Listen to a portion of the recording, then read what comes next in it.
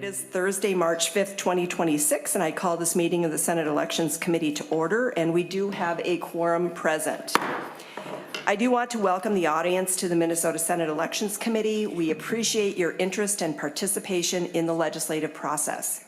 To ensure everyone can view, hear, and understand today's proceedings, we ask for your cooperation in maintaining decorum and civility throughout this hearing.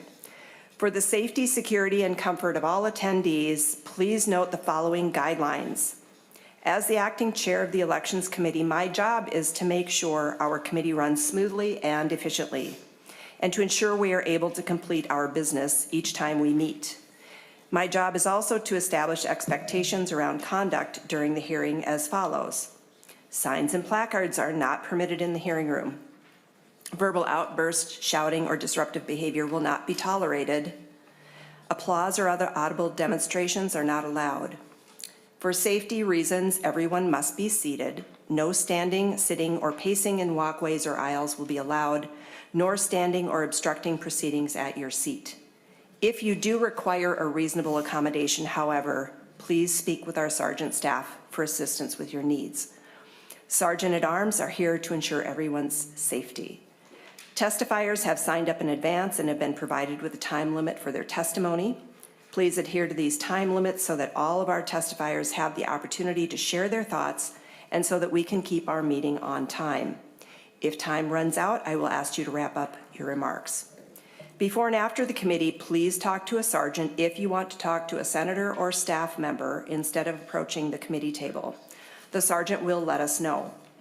If these guidelines are not followed, I will provide a warning and ask that decorum be restored. After that, ongoing failure to comply may result in removal from the hearing room. Our goal is to conduct these proceedings efficiently while ensuring everyone the opportunity to observe and participate appropriately and to maintain decorum. One other item I'd like to note, except for any author's amendments, we will have roll call votes for all votes since we do have members who are participating remotely.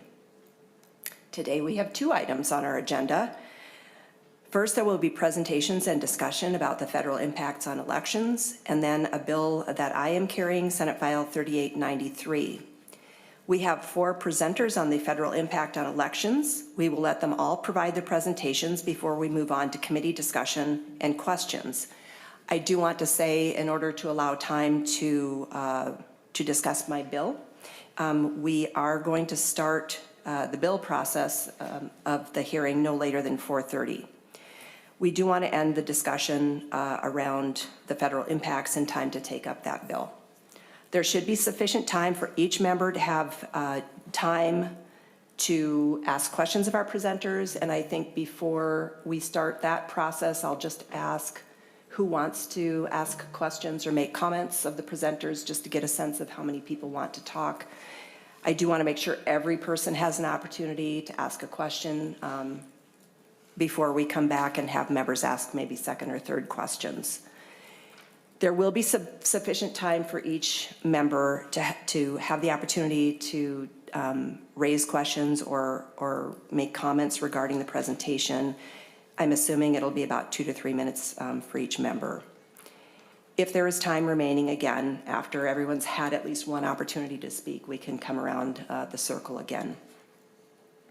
So at this point, we are going to move to the presentations and the discussion about federal impact on elections. We have the following testifiers, and they will be testifying in this order. First, we're going to have Jess Marsden of Protect Democracy, Director of Impact Programs in Council, Civic Space, and Rule of Law. Jess will be participating via Zoom. Following Jess, we will have Lata Knott of the Campaign Legal Center, Director, Voting Rights Policy, also participating via Zoom. We will then have Jasleen Singh of the Brennan Center for Justice, Senior Counsel and Manager Democracy Program, also via Zoom. And then last presentation will be our Secretary of State, Steve Simon. So let's start with Jess Marsden. And Jess, if you can come off camera and unmute yourself, we'd love to hear your presentation. Thank you. Thank you to the committee for the chance to testify today on the federal impact on elections. My name is Jess Marsden, and I'm a counsel and director of impact programs for the Protect Democracy Project, a nonpartisan, cross-ideological 501c3 dedicated to preventing American democracy from declining into a more authoritarian form of government. This hearing on federal interference in elections is timely. With the Trump administration's recent threats to nationalize our elections and his allies' claims that ICE agents will be present at the polls this fall, many are concerned that elections will be made less free and less fair by federal interference in election processes. But interference in elections isn't limited to the election process itself. The use of government power to silence critics through the use of violent force against protesters, through efforts to prosecute political opponents, and by threats to withhold government funds to silence criticism, these all also impact elections. And as Minnesotans know all too well, the administration's use of these tactics is well underway. Admirably, Minnesotans have refused to be silenced. Unfortunately, it's reasonable to be concerned about how these tactics will be scaled up as the election approaches. By and large, when modern democracies have declined into more authoritarian forms of government, they have not ceased to hold elections. Instead, new authoritarian leaders continue to hold elections, and they use their repeated victories to justify their ongoing claim to power. But the question of who will win those elections is never truly in doubt.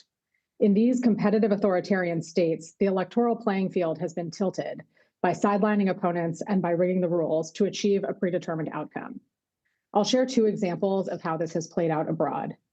In Hungary, after winning a supermajority in the parliament in 2010, Viktor Orban made changes to rig the rules of future elections through gerrymandering, shrinking the parliament, and changing campaign finance rules. He's also dominated the information landscape by flooding the airwaves with government-funded propaganda and allowing friendly oligarchs to control the media.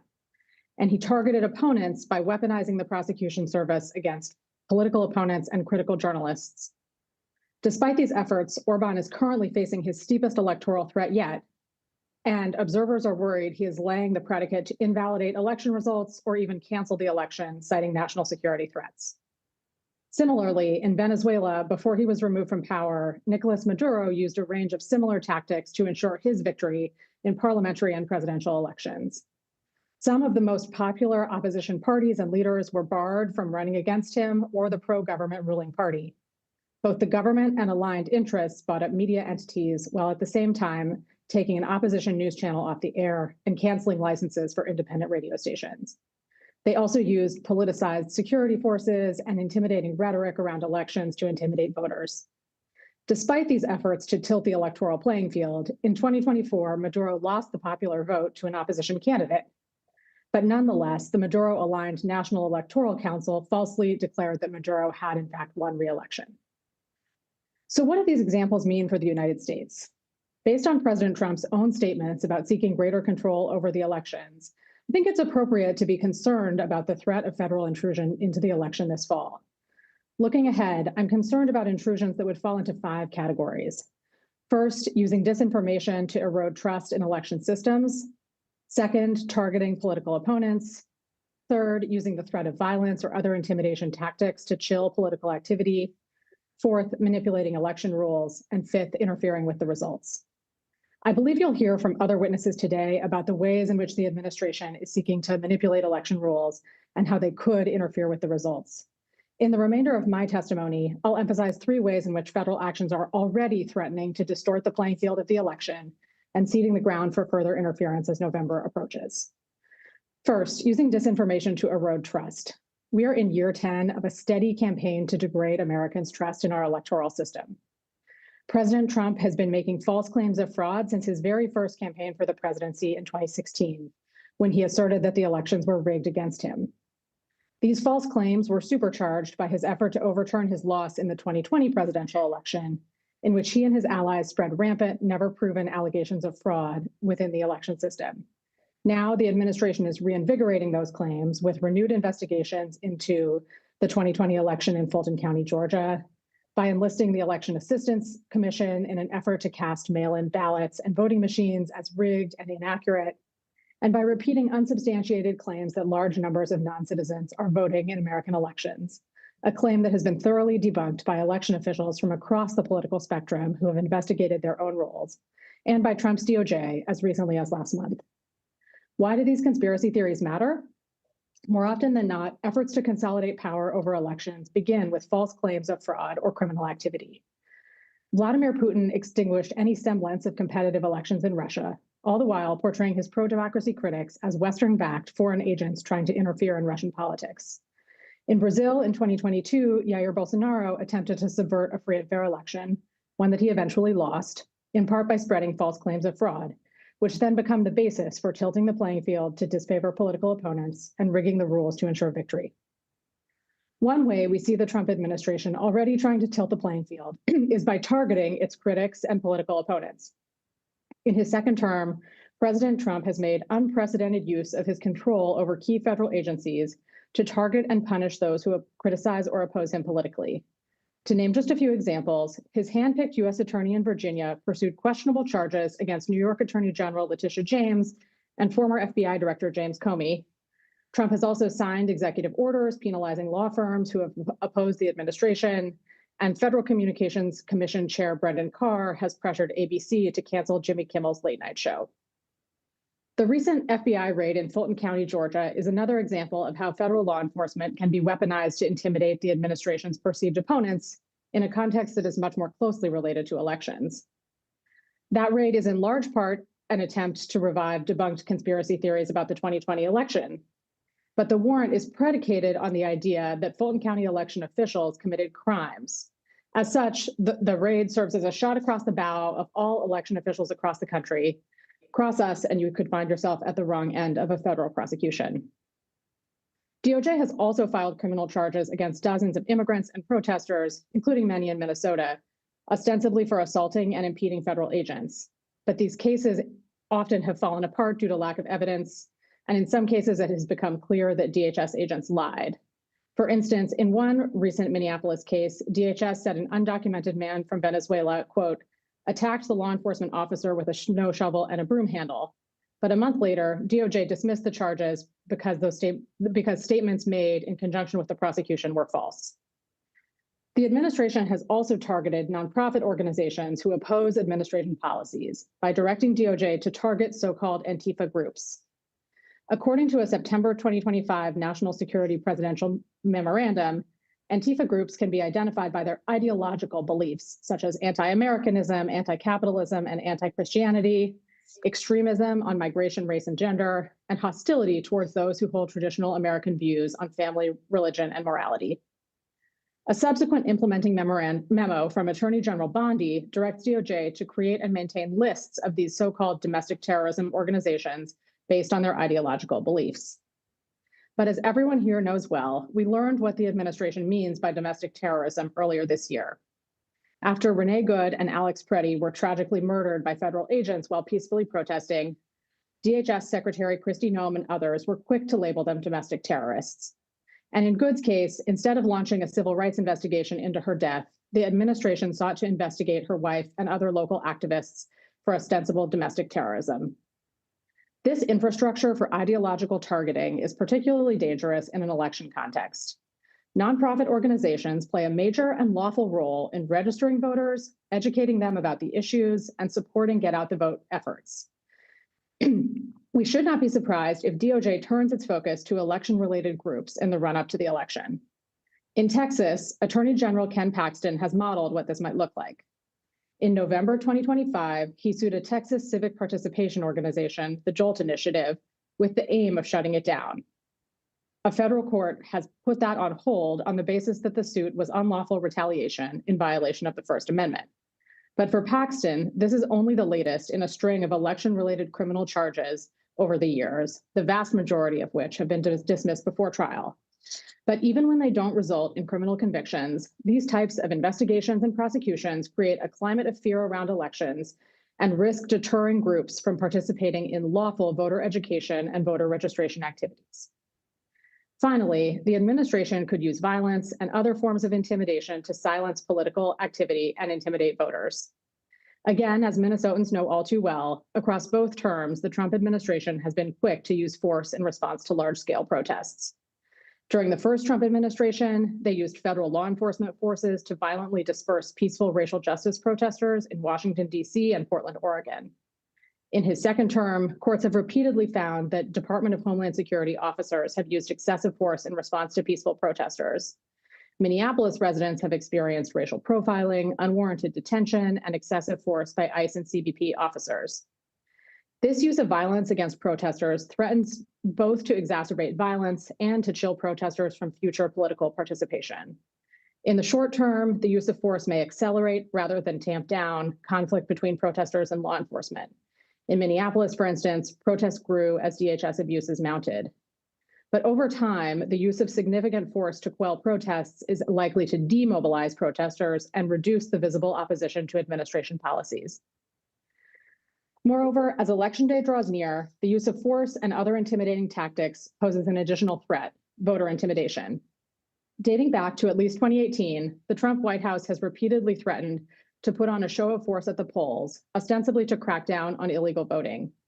More recently, administration allies like Steve Bannon have suggested that the administration will deploy immigration officials around polling locations, ostensibly to prevent voting by those who are not eligible to do so. While some administration officials have disclaimed plans to station DHS officials at the polls, just yesterday, then Homeland Security Secretary Kristi Noem refused to rule out the possibility of sending ICE agents to the polls, though she did say there were no plans to do so. When immigration officials are openly using racial profiling to make arrests and regularly detaining U.S. citizens as part of their anti-immigrant campaign, the threat of ICE presence at the polls, much less their actual deployment, is likely to make many citizens, particularly naturalized citizens and people of color, think twice about going to participate in political activities or to cast their ballots. Again, the experience of Minnesotans illustrates how government violence can chill civic participation. In recent months, DHS abuses have created an atmosphere that has led some Black and Brown Minnesotans, even those who are natural-born citizens, to curtail their movements. For all of these reasons, I think it's right to be concerned about the role of the federal government in this fall's elections, but we should not despair. The electoral institutions in this country are strong. They are run independently by all 50 states, by officials of both political parties, and administered by neighbors in every community in the country. President Trump himself has won more elections than he's lost under the system he sometimes calls rigged. State and local officials should prepare to help voters understand the system and why it is fair. State legislatures should make sure they are resourced to do so, and courts should stand ready to enforce the law to protect the electoral process and ensure a level playing field for all candidates. If all of these actors play their proper roles, we can have a free and fair election in 2026, notwithstanding the challenges ahead. Thank you for your time. And everyone will be available for questions. So we are going to next go to Lata Knott of the Campaign Legal Center. If you can come on camera and please state your name for the record. My name is Lata Knott. I'm the Director of Voting Rights Policy at Campaign Legal Center, which is a nonpartisan organization that's dedicated to advancing democracy through law and ensuring every American has the right to a responsive government and the opportunity to participate in the democratic process. And thank you to the committee for the chance to testify at this hearing. There are several core principles that underlie the American system of democracy. Citizens have a fundamental right to vote. Immigrants have the opportunity to become citizens through the naturalization process. People born in the United States are automatically citizens, even if they choose to live their entire lives without interacting with the government agency. And the power to control election procedures is so significant that the Constitution distributes that authority, empowering states to administer elections in ways that serve their communities, while adhering to core democratic principles that ensure that elections are safe, free, and fair. Individually, none of these principles are unique to the United States, but together they define the democratic system that we have built. And what we are seeing now is a concerted effort at the federal level to undermine each of these foundational commitments. Last year, the president unsuccessfully attempted to impose sweeping, unilateral changes to election procedures through an executive order. Now, he is urging the Senate to pass the Save America Act, which would impose documentary proof of citizenship requirements far beyond what almost any state has chosen to enact voluntarily. Like last year's executive order, this legislation is framed as an effort to prevent non-citizens from voting. But non-citizen voting is already illegal in federal elections and in state elections. So the real question is what this legislation would accomplish that existing criminal penalties cannot. And the answer is that it could disenfranchise millions of eligible citizens who, through no fault of their own, do not have ready access to the proof that the bill requires. Since driver's licenses generally don't indicate citizenship, someone registering to vote would need to present another, less common form of documentation, like a U.S. passport or a birth certificate. Now, more than 21 million Americans lack easy access to documents like birth certificates, marriage licenses, naturalization papers, and 146 million Americans do not have a passport. So this bill would not only make it very difficult for them to register to vote, it also eliminates effectively registering to vote by mail and renders most online registration systems obsolete. The citizens that are most likely to be affected by these changes are those who are already underrepresented in our political system: young people, poor people, people of color, and people who live in rural communities. At the same time, the bill would impose enormous burdens on election administrators. Because the new rules would take effect immediately, states would have to overhaul their voter registration databases, create entirely new systems, retrain election officials to evaluate multiple forms of citizenship documentation, implement privacy protections for sensitive documents, and devote significant staff time to processing documents and conducting voter roll list maintenance, all while preparing for the upcoming midterm elections. And this legislation would also send election workers to prison for up to 5 years if they help someone to register who doesn't present the correct documents, even if that person is a citizen. There are far better ways to safeguard elections. There are approaches that do not risk disenfranchising citizens or imposing criminal penalties on election officials who are simply doing their jobs. But this approach is being taken because safeguarding elections isn't the goal of this legislation. The president himself has said that if the SAVE Act were enacted, his party would never lose a race for 50 years. This effort is not about election integrity. It is about consolidating political power. And that is made evident by the president's claim on social media that, regardless of what Congress does, he will unilaterally implement the suppressive voting measures through an executive order. A leaked 17-page draft executive order reveals a plan to use false claims of foreign interference in the 2020 election to declare a national emergency and justify the federal government seizing control of state-run elections. Under this so-called emergency, the president would attempt to ban mail-in voting, a method that has been chosen and extensively used in many different states. It's used almost exclusively in Western states as like the main system of voting. And it would also restrict certain types of voting machines. Again, these are decisions that should be made by states. This effort, like the president's previous attempt to dictate election procedure through executive order, will fail. The Constitution clearly assigns the administration of elections to the states, subject to congressional oversight.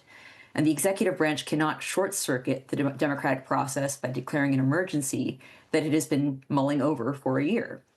A true emergency is unforeseeable. This is a calculated attempt to expand executive power. That same objective is what's driving the Department of Justice's unprecedented effort to compile a massive national database of private voter data. Beginning in the spring of 2025, the DOJ demanded that states turn over unredacted statewide voter lists containing sensitive personal information. When many states correctly recognized this as an overreach and refused, the DOJ responded by filing lawsuits against nearly half of the states in the country. The DOJ claims that it needs this information to review how states maintain their voter rolls and ensure that they are complying with federal election laws, such as the National Voter Registration Act and the Help America Vote Act. But the administration's conduct undercuts that argument, the argument that this is a good faith enforcement effort. This was evident when the Attorney General linked a demand for unredacted voter rolls to the presence of federal immigration agents in Minneapolis, a move that courts have said casts serious doubt on the government's stated purpose. In reality, the federal government appears to be attempting to create a centralized repository of Americans' personal data. The DOJ has reportedly shared voter information with the Department of Homeland Security to incorporate into the SAVE system. That system was originally designed to verify eligibility for public benefits, but under this administration, it has been expanded into a voter's citizenship confirmation system that combines data from various federal agencies. Even for those who support the idea of a centralized citizenship verification system, that end cannot justify these means. The federal government's demands violate state and federal privacy laws. The administration's poor track record of keeping sensitive data secure, given reports of mishandling of Social Security data by DOJ employees, means that this project poses a profound threat to the privacy of every American. And cross-checking state voter rolls against the data in the SAVE system creates a huge risk of false matches and wrongful removals of eligible citizens from the rolls. The USCIS and SSA data that the SAVE system relies upon is notoriously error-ridden and stale. Naturalized citizens are particularly vulnerable because outdated immigration records can incorrectly flag them as non-citizens, even after they have lawfully obtained citizenship. Citizenship ultimately means membership in the political community and the right to equally participate in our democracy. Any system that disproportionately undermines the voting rights of people who have worked for years to become American citizens contradicts the very ideals this country stands for. Taken together, these actions, the demand that voters show their papers, the sweeping collection of sensitive voter data, and the threat to invoke emergency powers, all of these things reflect a single strategy: manufacturing a crisis in order to justify extraordinary federal control over elections. If we allow the executive branch to weaponize voter data and use national security claims to override state authority, we are not simply allowing election procedures to be changed, we are fundamentally altering the balance of power that protects our democratic system. Our democracy depends on election systems that are free from political coercion and laws that protect the rights of citizens to make their voices heard. And it's critical that state governments hold that line. Thank you so much. Thank you for your testimony. Center for Justice, please come on camera and state your name before you begin your testimony. Thank you. My name is Westlin. I'm an attorney at the Brennan Center for Justice at NYU School of Law, a nonpartisan organization dedicated to protecting and strengthening democracy. Thank you to the committee for the opportunity to testify today. While the threat of intimidation in our elections is not new, as we head into the 2026 midterms, and that threat now comes from the federal government itself. That is new. We've already heard today about multiple prongs of the federal administration's concerted, interweaving strategy to undermine our elections. I'm here today to highlight how the administration's actions risk intimidating voters and election officials. President Trump has alluded to the idea of deploying federal agents to election locations, and several of his prominent supporters have dropped similar hints. His deployment of federalized National Guard soldiers to several cities heightened concerns about election interference. The recent surge of activity here in Minnesota further punctuates these concerns. The state saw firsthand how violent, racist, and tragic ICE activity can be. Significantly, Attorney General Pam Bondi sent Governor Walz a letter directly linking the ICE activity in Minneapolis to a demand that Minnesota give the DOJ complete access to the state's voter rolls. But federal law is clear. It is illegal to deploy federal troops or armed federal law enforcement to any polling place. In fact, it's a federal crime for anyone in the U.S. military or any administrative employee of the federal government to interfere in elections in any way. And more specifically, it's a crime punishable by up to 5 years in prison to deploy federal troops or armed men to any location where voting is taking place or elections are being held, unless, quote, such force be necessary to repel armed enemies of the United States, end quote. This means that the current administration cannot justify sending federal forces to polling places by claiming that the state and local police are simply failing to maintain order, as it has done to defend its other deployments of the National Guard. What's more, a presidential declaration of national emergency unlocks powers contained in 137 different laws, but none give the president authority over elections. And as always, voter intimidation is illegal under both federal and state law, regardless of where it happens. Sending ICE or any other federal armed agent to the polls is illegal, full stop. There's no reason for ICE or an armed federal law enforcement agent to be involved in elections at all. I next want to talk about how the Trump administration is retreating from its responsibility to protect U.S. elections. Specifically, I will focus on how state and local election officials no longer have a reliable partner in the federal government. As an example, the Trump administration severely undermined the structure and purpose of the Cybersecurity and Infrastructure Security Agency, or CISA, in the president's first few months in office. Through DOGE, the administration put employees on administrative leave or outright fired them. CISA then paused all election security activities pending an internal review and did not resume when the review was completed. CISA also cut about $10 million in funding to the Center for Internet Security, a nonprofit with programs that benefit state and local election officials. Scaling back the expertise at CISA and cutting the critical funding it delivers to state and local officials for election security expose U.S. election infrastructure to cyber attacks and physical attacks, leaving election officials with less support to anticipate or recover from these attacks and to run safe and secure elections. In a 2025 survey, 60% of local election officials reported that they are concerned about federal cuts to election security services, and 87% say it's important for state and local government to provide additional resources to make up for the cut funds and support. CISA's dismantling and cuts to funding occur at a time when election officials are also facing unprecedented threats from the federal government. The DOJ is reportedly exploring ways to criminally charge election officials for failing to maintain proper cybersecurity, based not on evidence, but on assumptions driven by false claims of rampant voter fraud. Criminal investigations and prosecutions would impose a severe personal and financial toll on election officials for simply doing their jobs to help keep elections free and fair. But beyond that, the harms that stem from targeting the officials that make our elections work are manifold. Even if the administration never charges any officials, the threat alone of criminal investigation or prosecution could likely exacerbate the exodus of election officials from their jobs. In 2024, 33% of local election officials knew at least one colleague who resigned, at least in part due to fear for their safety, of increased threats, or of intimidation. 21% stated that they were unlikely to continue serving in their role for the 2026 midterms. In 2025, 59% of officials reported fear of political interference in their ability to do their jobs, and 46% were very or somewhat concerned about potentially politically motivated investigations of themselves or their peers.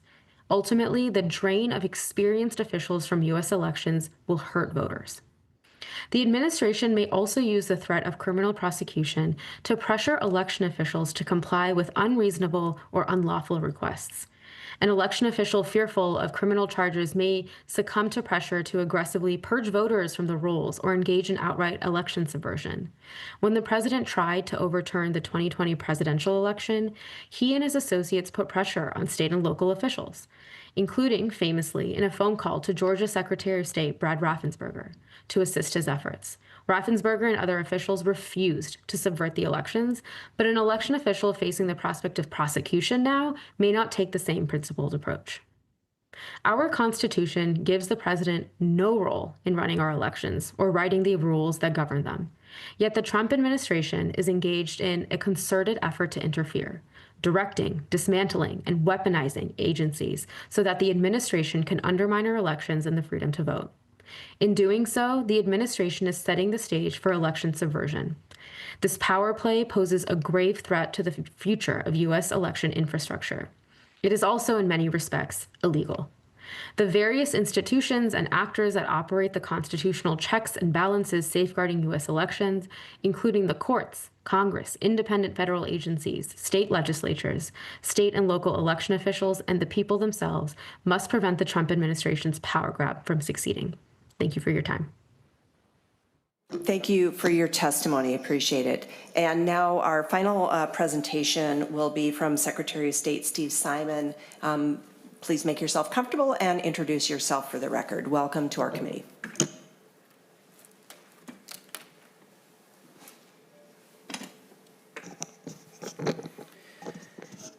Thank you, Madam Chair and members, for having me. For the record, I'm Steve Simon, Minnesota Secretary of State. The testifiers before me have outlined some of the potential challenges that the election system might face in 2026.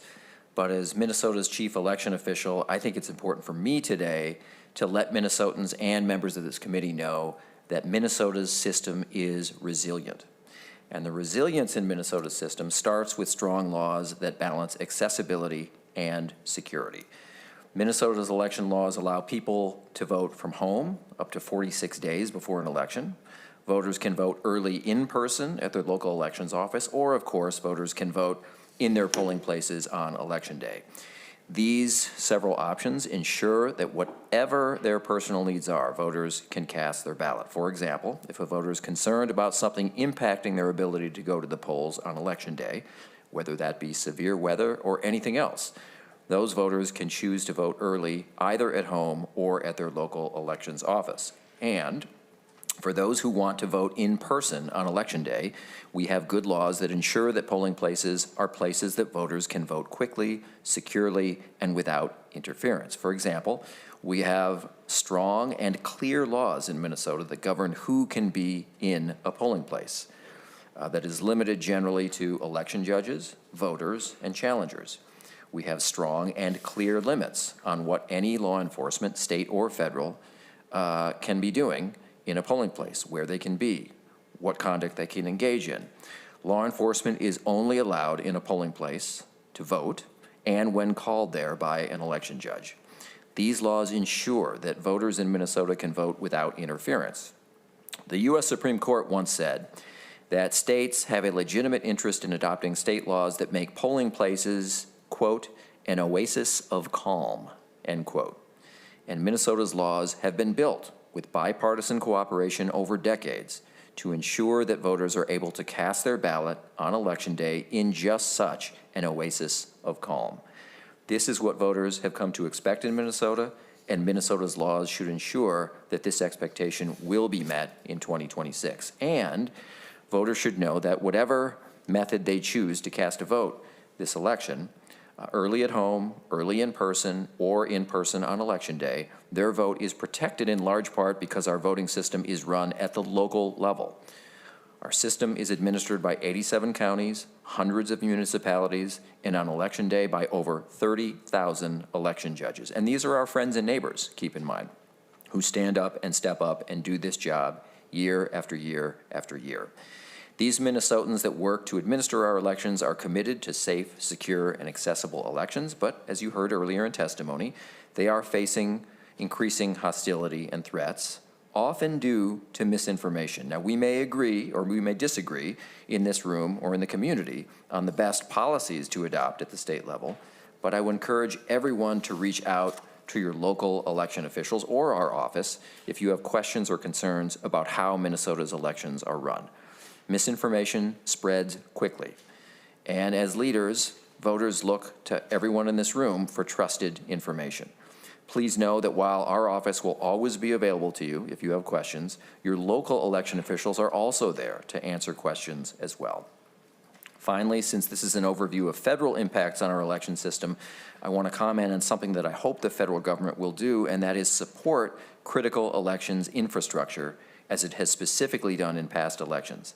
Following the 2016 election cycle, the nation's election systems were categorized by the Department of Homeland Security as critical infrastructure. That's the same designation enjoyed by banks, hospitals, the power grid, the water supply, etc., and now elections that enjoy that critical infrastructure designation. And that designation came with resources and with federal support, regardless of the party in power. Since 2017, secretaries of state and other chief election officials throughout the United States received technical support, engaged in federally sponsored tabletop exercises, and received secret-level security briefings on potential efforts by foreign governments and other actors to influence or interfere with elections. In previous election years, secretaries of state would have received several classified briefings at this point in the election cycle. So far, that has not happened.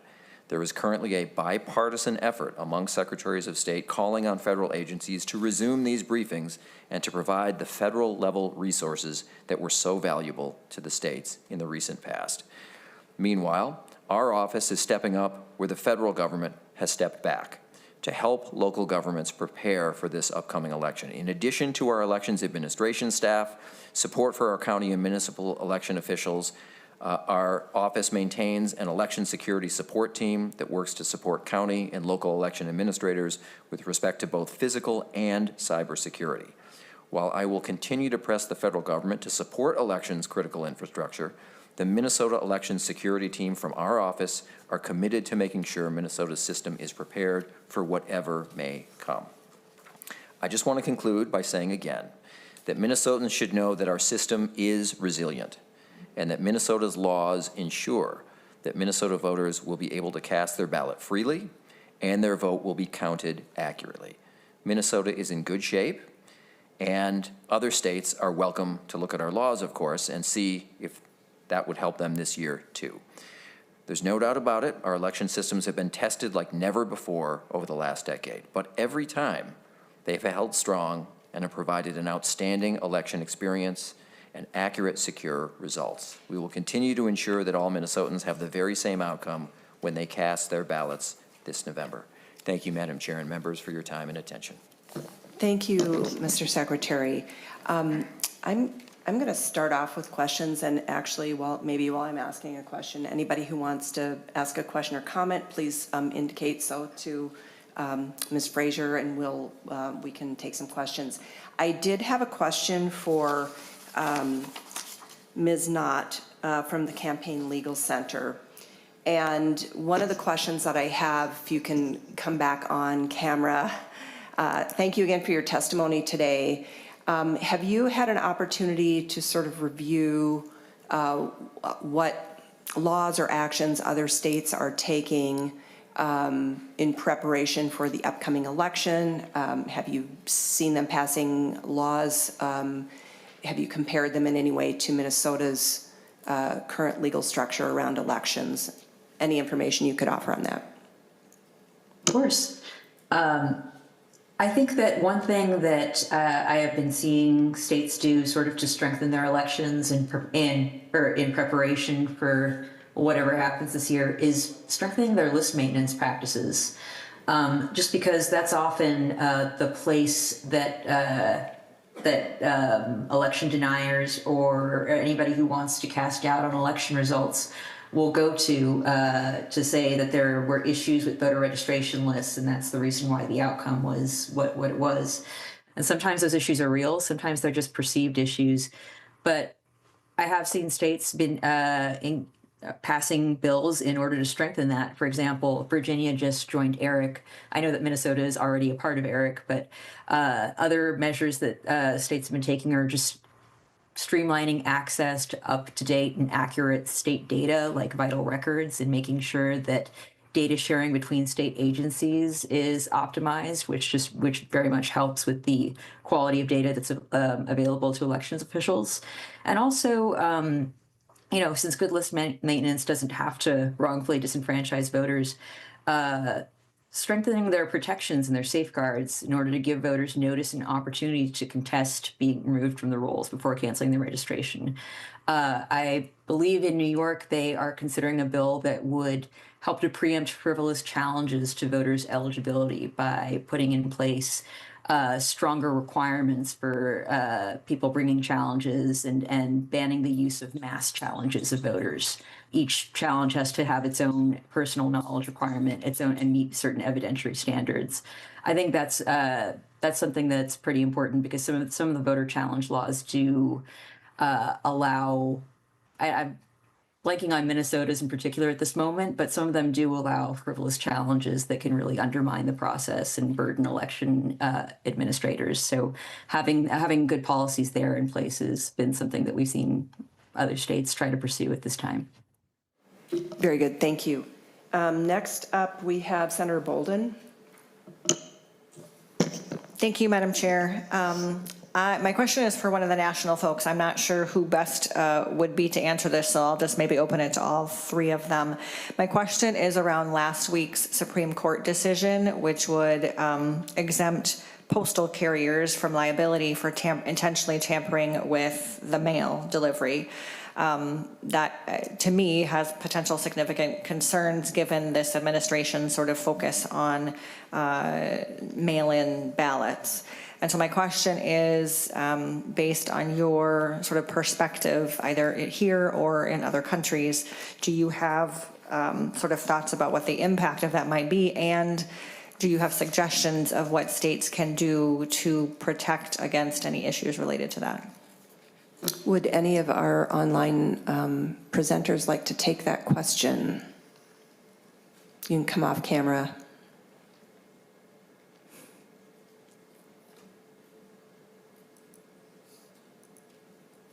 Maybe it would be better to direct it to someone. I don't know, Ms. Singh, if that's a question that from the Brennan Center, if that's something that you can take.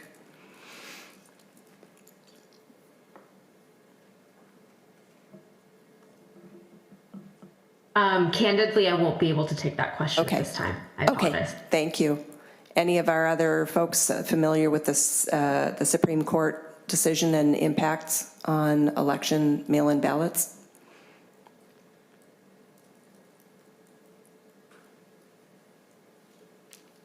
I don't think we have any takers on that one. Could I get a round two question then to get an answer? I'll give you a quick round two. Thank you. This one I would direct at Ms. Marsden because she mentioned it, as did Secretary Simon, but I'm thinking about disinformation and misinformation and the impact that has on our elections. And we know in Minnesota we have very safe and secure elections, and this committee and other folks have done a lot of work to be sure that it is both safe and secure, but also accessible for people to vote. And so my question is, again, given kind of what you have seen around the world and in your perspective, do you have suggestions for what we can do as legislators or what others can do in the face of misinformation and disinformation to help reinforce that our elections are resilient and secure? Ms. Marsden. Yes, thank you for the question. I think, one tool that all of you and the Secretary and other government officials have in this fight or in this effort to combat disinformation is a megaphone. And I think it's really important to use that to regularly communicate with your constituents about the safety, security, and accessibility of elections, and to do so, not just by the traditional channels that governments might be used to communicating with their constituents, not just by traditional media, not just by engaging with people in person, but also to get comfortable with new media strategies to reach folks where they are online. And to communicate in a way and in a language that resonates with them. There are also good best practices for responding to conspiracy theories and lies, most importantly, including, try to avoid repeating the lie or the conspiracy theory when you can and focus on conveying, true and accurate information as much as possible. Thank you very much. Senator Swedzinski. Thank you, Madam Chair. I don't know who I'm looking at right now. First of all, one quick question, not for today, but if the Secretary of State's office could get back to me, I'm just curious what the case was that the justice said the voting booth should be an oasis of calm. So if somebody from your office could get back to me on that, I would greatly appreciate that. The four people we heard testify today, it doesn't escape me that today's March 5th, and on March 5th, 1770, a group of people that weren't loyal to the king were so upset about the Tea Act and the Stamp Act and the Coercive Act and the Sugar Act and the Stamp Act and the Townsend Acts and the Coercive Acts that they decided in Boston Square to start throwing snowballs at the people that were loyal to the king. And those somebody yelled fire, and they killed 5 innocent protesters. But what they were protesting was the king trying to take away the sovereignty of the people. And that was in 1770. And all this discussion today, it doesn't escape me that the SAVE Act and the Save America Act and the Make Elections Great Again Acts are somewhat, for those of us willing to make that giant mental leap, are similar to the acts that the Patriots started protesting against the Loyalists in Boston. And I am so grateful for the history of this great nation we live in.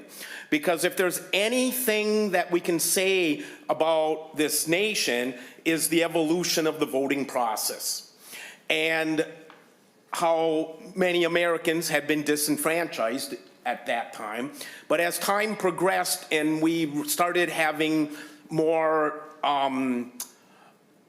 Renaissance-like thinking in our suffrage movements, we enfranchised the 15th Amendment, enfranchising Black American men, and then the 19th Amendment, which franchises 50% of the American people, and then the 26th Amendment, which enfranchised those of us over the age of 18, and then the 23rd Amendment, which gave DC the right to vote, and then the 24th, I think, that got rid of the poll tax that was disenfranchising so many Americans. And the point I'm trying to make right now is that the beauty of this nation is we wake up from time to time and just go, some people that should be allowed to vote aren't being allowed to vote.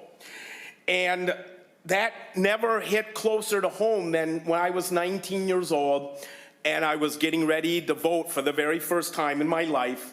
And I just moved out of the YMCA in downtown Minneapolis.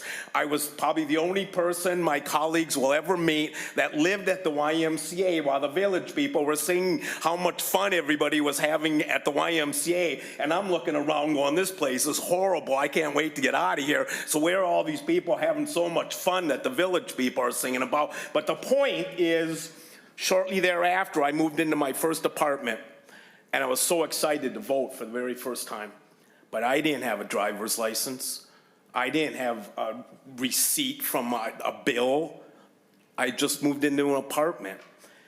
And I found out in Minnesota, because of Secretary of State Simon's predecessors, I was able to find a neighbor that could escort me to the polls and vouch for me that I live where I live. And I'll never forget, I don't know whatever happened to that neighbor. Just like so many people we come in contact with, they disappear to the ash heap of history. But I was able to vote in this great state because Minnesota is a state that we take pride in. We don't disenfranchise our citizens. So please provide me that quote at some point and the justice that said that. Madam Chair, I'm just so enamored with this great nation that we call home based on our nation's history, starting with the Boston Massacre that took us here today. Thank you. Thank you very much. Well, we have concluded our list of folks here, and I just want to say that I appreciate the presentations today from the individuals who've joined us online, Ms. Marsden, Ms. Knott, Ms. Singh, and also for Secretary of State Simon. And I guess the thing I would add to, Swad is always our great, Senator Swedzinski is always our great educator in many ways about really the beauty of our nation and the opportunity that we have to select our elected officials. And more we are bumping up against situations where elected officials would prefer to choose their voters than the other way around. Nationally, we are becoming a somewhat non-participatory democracy, although here in Minnesota, we usually put the rest of the country to shame by the amount of people in our state who are civic-minded, who do participate and take advantage of this incredible right that we have. And everything else is foundational on the right to vote. Everything else is foundational. So I appreciate the words of Secretary of State, and I would close and reiterate this. Here in Minnesota, we have one of the best, if not the best, election systems in the country. We have everything from paper ballots that continue to provide security about voting. We have a process in place. We've all been to Scott County, or many of us went to Scott County to watch the process from beginning to end and to see what happens on election day. And I think more and more people out there, I would encourage to sign up to be an election judge if you want to really see how our elections function in this state. But I do appreciate, again, the conversation today. I appreciate our testifiers, Secretary of State, and I think everyone in Minnesota is committed and will continue to be committed to ensure that we have the efficient, fair voting system that allows every voter in Minnesota the opportunity to cast a ballot for the person they want to represent them locally, at the state level, and on the federal level. Thank you very much. So we are now going to switch over to the one bill that we have today, which is my bill. And Senator Bolden is going to come and take over the seat here.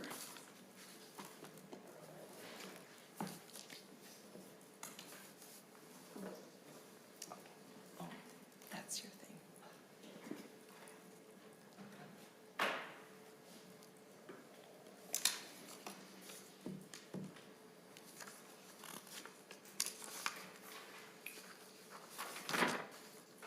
All right, Senator Westlin, we are going to move to your Senate File 3893. When you are settled, you may begin with your presentation.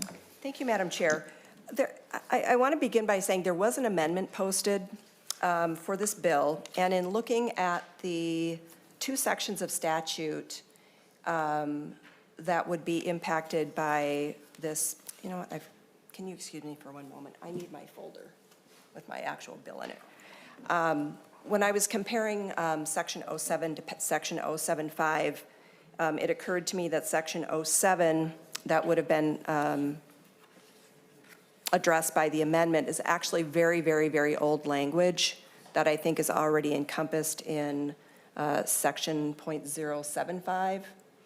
And so I'm not going to be bringing that amendment today, and instead we'll probably be working with Ms. Stengel and staff to determine if Section 07 actually is so outdated that it should simply be repealed. So I will not be bringing an amendment today.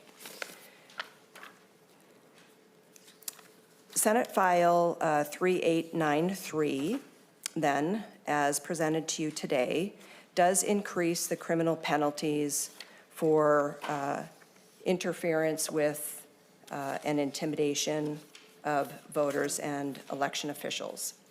If you look at Section 1, we have this penalty is being raised from a gross misdemeanor to a felony. That is on line 1.9, and 1.19 increases the violation to $10,000. The effective date is the day following an enactment.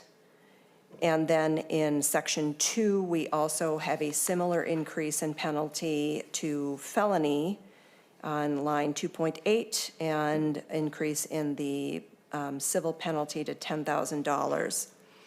And this Section 2 deals with interference with and intimidation of an election official. So Section 1 deals with voters, individual voters, and Section 2 deals with election officials. That is the bill in a nutshell. I am happy to take questions. I think I don't know if there were testifiers or not, Madam Chair, but that is the nutshell of this bill. It is to increase penalties for interfering with voters, intimidating voters, and also increasing the penalty for election officials. Thank you, Senator Westlin. Yes, we do have some testifiers. First, I will invite Nicole Freeman from the Office of the Secretary of State to come forward. After that will be Henry Anderson. Ms. Freeman, when you are ready, please introduce yourself for the record and present your testimony. Thank you, Madam Chair and Senator Westlin, for bringing Senate File 3893. As we've heard as our office has come and spoken about in the past, as well as counties, we know that over the last several years, there has been an increase in the threats to safety of election administrators, as well as threats of interference. It's been a growing problem, and so we thank Senator Westlin for bringing this bill. I think the change in the penalty here really demonstrates the legislature's desire to keep our elections free, safe, fair, secure, free from, and that voters can vote without fear of intimidation. The change also, I believe, sends a message to our local election administrators across the state, both at the county level and the city and township level, as well as the 30,000 election judges that are working, that we have their backs. We want them to be free from intimidation and their work to be done outside of any interference as they work diligently to administer the state's elections and follow, state and federal laws as they're doing that. So just wanted to offer the office's support. Thank you. Thank you. Maybe before you step away, I have just one brief question. You mentioned that your office has seen a rise of threats and intimidation to election workers. Has there been an impact? Do you know if there has been an impact in the ability to recruit election workers in the numbers that we need? Has that changed? Sure. I think that overall, we've been lucky in Minnesota in that we have been able to fill those roles. I do know that, we do hear stories from counties of folks who might have served for a while, and just people sort of asking questions about, what might be available or what risks there are. Some people, have opted out. Luckily, there's been folks to backfill there. So it hasn't been a huge problem yet in Minnesota, but I do know that folks are asking questions about that as they become election judges or sign up to do it again. And some folks have bowed out because they don't feel comfortable for whatever reason. Yeah.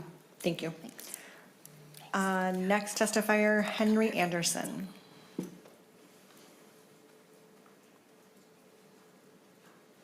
Welcome to the committee. When you are settled, please introduce yourself and present your testimony. Thank you very much. Well, good afternoon, everyone. Good afternoon, Chair and committee. This is my first time really within this chambers here. In fact, I was across the street looking for this particular room, and they said you could take the tunnel and go across the street. I didn't know where I was going. So here I am. My name is Henry Anderson, and I'm a native New Yorker who, over the years, attended Macalester College and decided to be a political science major. And since that time, and there is a big gap, I've worked on Wall Street and off the capital markets for about 3 decades, and decided to come back here. And that boomerang has quite a bit of stories within it. Some of them very good, some of them not very good, and that's in part why I'm here today. In your presentation kit, I'm the person who put together this PowerPoint presentation, very simplified, and the testimony that was made by the presenters more than cannibalized my presentation. They were unbelievable. I mean, really, really fantastic. I wanted to give them all a round of applause each time they stepped up. So I'll be very short in what I have to say, but I will say this, and my presentation's in 3 sections. First section speaks to the urgency and importance, and some of us here are probably in my age bracket, and so therefore, you look like good students. And so what does that mean? They've probably heard of that book called The 7 Habits of Highly Effective People. And so, my deal is this legislature is extremely effective. That's crystal clear. And it seems like the 7 Habits of a Highly Effective Legislature is in process here. This here was a bunch of very large slides that I was going to be in the atrium over there day to day, raising heck about, guess what, we need to take care of the things that you guys already have taken care of. So in my research, I found out, Minnesota's doing everything right. And the other states need to follow your lead. So, like I said, I'll keep it short and sweet because I found out the last 48 hours that Minnesota is leading the guard, and there are no gaps here. And I just, in terms of Ms. Westlin's, Senator Westlin's bill, I just want to say that I'm 100% for it. I wrote that in text, and I'm so glad to see it. And hopefully others will follow suit. And with that, I yield my time back. Thank you very much. Thank you for your testimony. We're glad you found us over here in this building. Senator Westlin, any other comments before we move to member discussion? No other comments. Members, questions? Senator Coran. Thank you, Madam Chair. And Senator Weston, we're just glad Democrats want to punish crime again. So, Senator Limmer. Thank you, Madam Chair. Senator Westlin, could you tell me the penalty that this particular felony would incur? Is it a 3-year, 5-year penalty if incarcerated? There's different levels of felony, and I don't see it specified. Senator Westlin. That's a good question. I would actually defer, I don't know if Ms. Stengel can offer anything. I'm not. Ms. Stengel. Thank you, Madam Chair and Senator Westlin. I'm not sure either, but I understand this is going to judiciary next. So I suspect Mr. Backus will know the answer there. Thank God we're on the same committees, Madam Chair and Senator. Thank Madam God Chair. there's this crossover. Senator Limmer. I'm told that the default is 5-year, but certainly I'm not a lawyer, and the next committee will have much discussion about that probably. Senator Limmer. Well, Madam Chair, I'm not an attorney either. I've been accused of one, and I've taken great insult by it. But nevertheless, the other question I had is we're moving the financial penalty from 1,000 to 10,000, and it triggers the question of proportionality in our sentencing guidelines. And I'm just wondering, it's quite a, what is that, 1,000% increase? And I'm just wondering how you arrived at the proportionality when compared to other crimes that may or may not be comparable. Senator Westlin. Thank you, Madam Chair and Senator. You know, the penalty, in my mind, if we are raising this to a felony level crime because intimidating or interfering, threatening someone to prevent them from voting or forcing them to vote seems to be a significant act that I believe warrants a felony and warrants a penalty, a civil penalty at least, that would be significant enough perhaps to deter behavior. Yeah, Madam Chair. Senator Limmer. And I ask this question because I don't know. You know, I'd want to compare it to, let's say someone assaults someone with an aggravated charge of assault using a weapon. I don't know what that, if there is a financial penalty that might apply, but assaulting someone with a weapon compared to you know, violating or intimidating someone without physical injury, I would just want to have that discussion. We could probably have it in judiciary, Sure. but that's the type of question I would ask. I'm not necessarily opposed to increasing a penalty. I'm just concerned about proportionality. Sure.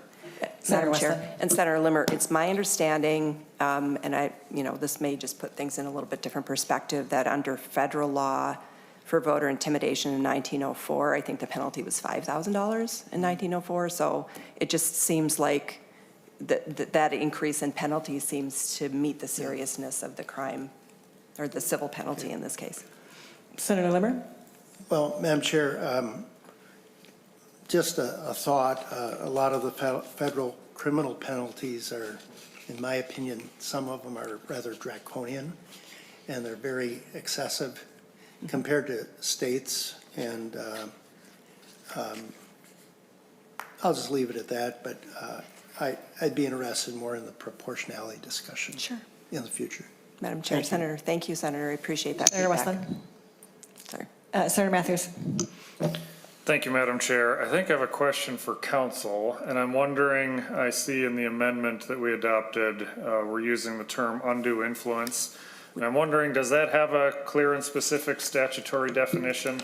Senator Matthews, we didn't adopt an amendment. Madam Chair and Senator, I actually indicated, Westlin. I indicated I was not going to bring it because that particular section of statute, I think predates 1988, and I think that language is actually in 211B075. And so I decided that what we really need to look at with 211B07 is to determine whether we need that language anymore. So I'm sorry for the confusion. Okay. I did not bring that amendment. Senator Matthews. Madam Chair, thank you. Apologies for that. So that will answer my question then. Other questions or comments, members? I will just chime in to say thank you for bringing this bill. We have, 30,000 Minnesotans step up during an election time, our neighbors, our family, our friends, Minnesotans, to make our elections run, to do the work of democracy. And we want to have that continue. We want them to feel safe and secure and know that that work is valued, that it is safe for Minnesotans to come and cast their vote. And so this sends a clear message to that point, and sends, makes them know that we value that work. I think it's just important to name that these really are our neighbors. It's not some like shadowy entity that is running our elections. It's our neighbors. It's our friends and family and neighbors. And so making sure that we have protections for them, as we are seeing, as we heard, an increase in threats and intimidation, and as we are seeing at the federal level, experiencing that from our administration as well. I think this is timely to be sure that we are sending that clear message and people feel safe and protected. So thank you for bringing this bill. Anyone else? Any closing comments, Senator Westlin? Just as a final comment, and just, I suppose to reiterate what I was saying before, every voting is such a sacred right in this country. And we want every person to feel comfortable going and casting their ballot and making their voice heard. And I think it's important that we continue to indicate that in the state of Minnesota, certainly, again, I think we have a really exceptional voting system, that your vote matters, that you need to be engaged, that you need to cast your vote, and you should be able to do that without fear of intimidation, interference, either someone trying to force you to vote or not to vote. And that our election officials also know that we value the incredible work that they do for our communities every election cycle. So I appreciate the conversation today, and would look forward to passing this off to judiciary. And, it's a crossover episode of elections when we can go into judiciary. Very good. With that, Senator Westlin moves that Senate File 3893 be recommended to pass and referred to the Committee on Judiciary and Public Safety. Ms. Stankiewicz will take the roll. Senator Westlin? Yes. Senator Curran? Yes. Senator Carlson? Yes. Senator Barr? Aye. Senator Bolden? Aye. Senator Swedzinski? Yes. Senator Limmer? Yes. Senator Lucero? Yes. Senator Marty? Aye. Senator Matthews? Yes. Senator Port?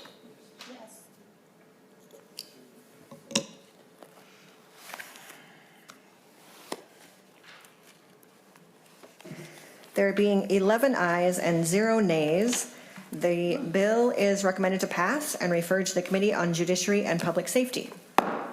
Madam Chair?